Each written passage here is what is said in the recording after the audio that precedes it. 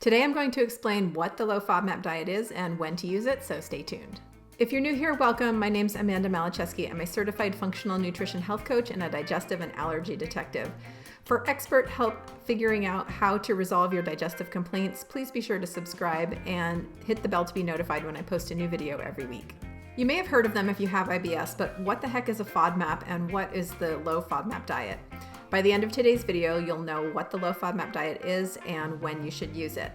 Getting clear on his FODMAP triggers helped my client David reduce his bloating while he worked on resolving the underlying causes of his bloating. And you can too, so let's get started.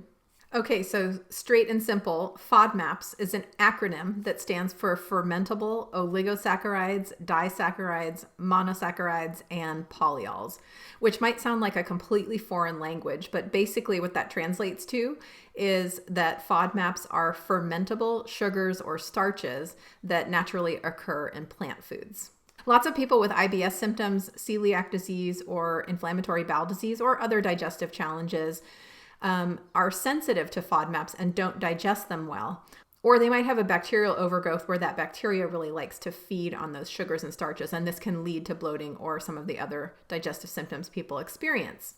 And this can trigger the digestive symptoms that these people are often experiencing, so things like diarrhea, constipation, bloating, abdominal pain, and also things like joint pain or fatigue. So the Low FODMAP diet is basically an elimination diet to test the hypothesis that FODMAP foods are the symptom triggers for your IBS-like symptoms. And like most elimination diets, there's kind of three phases to the diet. The first is the elimination phase, where you eliminate high FODMAP foods for maybe 3 to 4 weeks and see if that resolves symptoms.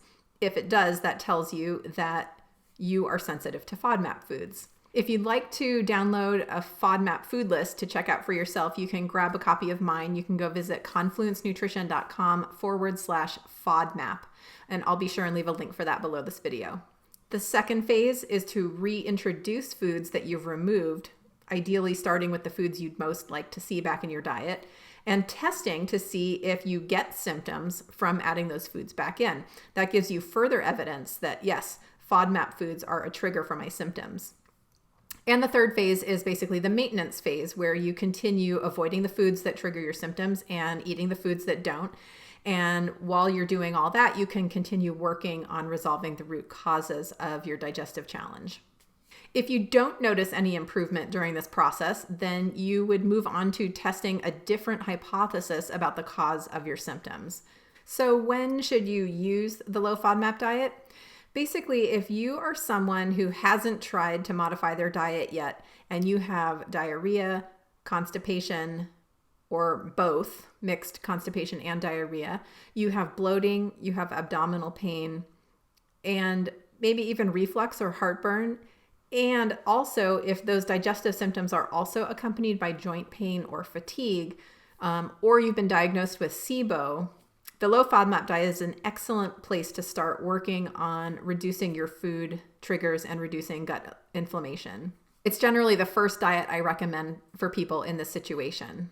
Now, a lot of people come to me and tell me that they've already tried the Low FODMAP diet and they haven't seen results. And sometimes what I see in this situation is that they've kind of done the diet a little bit half-assed. They haven't really done the true elimination all the way, or they've done the elimination, but then they haven't tested the reintroductions to really understand what's specifically going on. So if you haven't done all of those steps, I would invite you to revisit the FODMAP diet as a possibility for you. If you've done all of that and you saw absolutely no change, or you didn't really see much of any change at all, another template I sometimes recommend is the specific carbohydrate diet, which basically removes all complex sugars. It only leaves the very simple sugars. So it's sort of like a Low FODMAP diet, but it's a little bit more restricted. And then if neither of those is helping you, then you need to start thinking about another hypothesis. And that probably means that starches and sugars and FODMAPs are not the cause of your digestive symptoms, or are not the triggers for your digestive symptoms. And then we need to think about what else might be a trigger.